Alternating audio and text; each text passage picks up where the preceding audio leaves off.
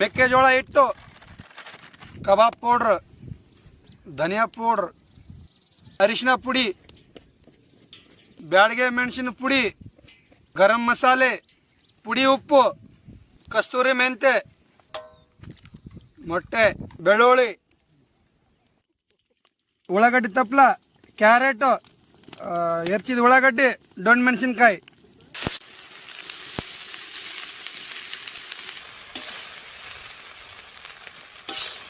ಹುರಿದು ಕುಟ್ಟಿರೋ ಮೆಣಸಿನಕಾಳು ಪುಡಿ, ಎಗ್ ಬುರ್ಜಿ,